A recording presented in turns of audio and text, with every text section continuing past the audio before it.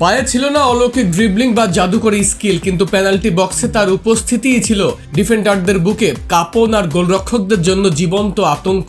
দূরপাল্লার bullet shot, নিখুঁত header আর গোলপোস্টের জাল ছিঁড়ে ফেলার আদিম হিংস্রতা, এই ছিলেন গ্যাব্রিয়েল বাতিস্তুতা। ফুটবল বিশ্ব যাকে চেনে বাতি গোল নামে। 90 দশকের রক্ষণাত্মক ইতালিয়ান সেরিয়াতে যখন স্ট্রাইকারদের পা ভেঙে দেওয়ার জন্য ওত পেতে থাকতো ডিফেন্ডাররা, তখন মাঠ শাসন করেছেন এই আর্জেন্টাইন মহানায়ক। 1969 সালে জন্ম নেওয়া বাতিস্তুতার ছোটবেলায় ডাক্তার হওয়ার স্বপ্ন থাকলেও 78-এ আর্জেন্টিনার বিশ্বকাপ জয় আর ম্যারাডোনার উত্থান তার জীবন বদলে দেয়।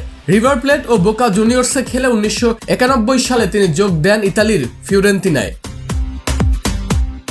টাকার পেছনে না ছুটে বাতিস্তুতা ছিলেন এক বিরল ব্যতিক্রম। 1993 সালে ফিওরেন্তিনা দ্বিতীয় বিভাগে নেমে গেলেও চড়া দামের অফার ফিরিয়ে ক্লাবেই থেকে যান তিনি। দলকে চ্যাম্পিয়ন করে আবারও প্রথম বিভাগে ফেরান। কৃতজ্ঞতায় ফ্লোরেন্সের মানুষ স্টেডিয়ামের বাইরে তার ব্রোঞ্জের মূর্তি তৈরি করে। ক্যারিয়ারের শেষ ভাগে এএস রোমায় যোগ দিয়ে 2001 সালে জেতেন ঐতিহাসিক সেরিয়া শিরোপা। আর্জেন্টিনা জার্সিতে মেসির রেকর্ড ভাঙার আগে 54 গোল নিয়ে দীর্ঘকাল তিনিই ছিলেন সর্বোচ্চ গোলদাতা। আলবিসেলেস্তেদের হয়ে 1991 ও 93 সালে জেতেন টানা দুটি কোপা আমেরিকা। বিশ্বকাপের মঞ্চে ফুটবল ইতিহাসের একমাত্র খেলোয়াড় হিসেবে দুটি ভিন্ন বিশ্বকাপে হ্যাট্রিক করার অবিশ্বাস্য বিশ্ব রেকর্ডটি আজও শুধু তারই। তবে 2002 বিশ্বকাপে গ্রুপ পর্ব থেকে বিদায়ের পর ডাগআউটে তার সেই কান্না আজও ভক্তদের বুকে দাগ কেটে আছে।